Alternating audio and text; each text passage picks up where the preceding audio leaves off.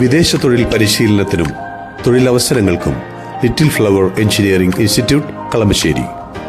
പഠിച്ചാൽ ജോലി ഉറപ്പാണ്. 2019 ലോക്സഭാ തെരഞ്ഞെടുപ്പിലെ വമ്പൻ പരാജയം അതായിരുന്നു രാഹുൽ ഗാന്ധി കൃത്യമായും AICC അധ്യക്ഷ സ്ഥാനം രാജിവെച്ച് പോകാനുണ്ടായ കാരണം. അതിനുശേഷം ആ അധ്യക്ഷ സ്ഥാനം പലപ്പോഴായി തെറ്റായ കരങ്ങളിലേക്ക് എത്തിച്ചേർന്നുവെന്ന് തന്നെയാണ് പല നേതാക്കളും അഭിപ്രായപ്പെടുന്നത്. ഇപ്പോൾ ഏറ്റവും കൂടുതൽ മല്ലികാർജ്ജുൻ ഖാർഗെയിലേക്ക് എത്തിയപ്പോൾ പോലും രാഹുൽ ഗാന്ധി പാർലമെന്ററി രംഗത്ത് മികവാർന്ന പോരാട്ടം നടത്തുന്ന ഒരു വ്യക്തിയാണ്.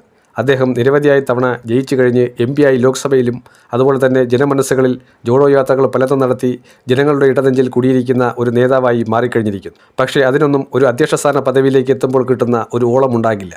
കോൺഗ്രസിൻ്റെ അധ്യക്ഷ സ്ഥാനത്തേക്ക് വേറെ രീതിയിലുള്ള പിണക്കങ്ങളും പ്രശ്നങ്ങളും ഉണ്ടാകാതിരിക്കണമെങ്കിൽ തീർച്ചയായും രാഹുൽ ഗാന്ധി ആ പദവി ഏറ്റെടുത്തേ മതിയാവുകയുള്ളൂ. കാരണം കോൺഗ്രസ് നേതൃത്വം ഇന്ന് നേരിടുന്ന ഏറ്റവും വലിയ അപജയം നേതൃത്വത്തിലിരിക്കുന്ന നേതാക്കളെ പല പ്രാദേശിക ജനപ്രിയരായ നേതാക്കൾക്കും ഇഷ്ടമല്ല എന്നുള്ളതാണ്. ഉദാഹരണത്തിന് DK ശിവകുമാറിനെ മല്ലികാർജ്ജുൻ ഖാർഗെ പലപ്പോഴായി തടയാൻ ശ്രമിച്ചിട്ടുണ്ട്. വ്യക്തിപരമായ ചില വിരോധങ്ങൾ കാത്തുസൂക്ഷിക്കുന്ന വ്യക്തിയാണ് മല്ലികാർജ്ജുൻ ഖാർഗെ. അത് കോൺഗ്രസിൻ്റെ ഇൻക്ലൂസീവ് പോളിസിക്ക് വലിയ തിരിച്ചടിയായി മാറും. എല്ലാവരെയും ഉൾക്കൊള്ളാൻ കഴിയുന്ന ഒരു നേതൃത്വം കേന്ദ്രത്തിലുണ്ടെങ്കിൽ മാത്രമേ തീർച്ചയായും BJPയുടെ ഇപ്പോഴത്തെ മുന്നേറ്റത്തെ മാറ്റിമറിക്കാൻ അല്ലെങ്കിൽ മലർത്തിയടിക്കുന്ന അവസ്ഥയിലേക്ക് കൊണ്ടുവരാൻ കഴിയുകയുള്ളൂ. നിതിൻ നബീനെ പോലെ ഒരു പാവയെ പിടിച്ച് BJPയുടെ ദേശീയ അധ്യക്ഷനാക്കിയതിനു പിന്നിൽ മോദിയുടെയും അമിത്ഷായുടെയും ചില പ്രത്യേക താല്പര്യങ്ങൾ തന്നെയാണ് എന്നുള്ളതിൽ സംശയമൊന്നുമില്ല.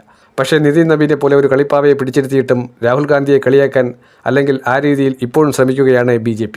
അതുപോലെ തന്നെ ഭൂരിഭാഗം വരുന്ന ഈ ടെറിട്ടോറിയൽ ഏരിയയിൽ കാലാകാലങ്ങളോളം സംഘപരിവാർ കൈകാര്യം ചെയ്യുമെന്ന് അമിത്ഷായെ വീണ്ടും വീണ്ടും അങ്ങനെ പറയാൻ പ്രലോഭിപ്പിക്കുന്നത് രാഹുൽ ഗാന്ധിയെ പോലൊരാൾ അധ്യക്ഷ സ്ഥാനത്ത് വരാത്തതിൻ്റെ കാരണം കൊണ്ട് തന്നെയാണ്. സംഘടനാപരമായി കോൺഗ്രസിനുണ്ടായ അപജയമുണ്ട്.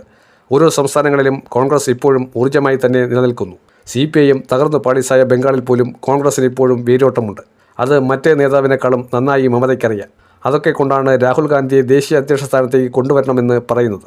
ലോക്സഭയുടെ കക്ഷി നേതാവോ പ്രതിപക്ഷ നേതാവായോ പ്രിയങ്ക ഗാന്ധി വരട്ടെ എന്നാണ് അഭിപ്രായപ്പെടുന്നത്.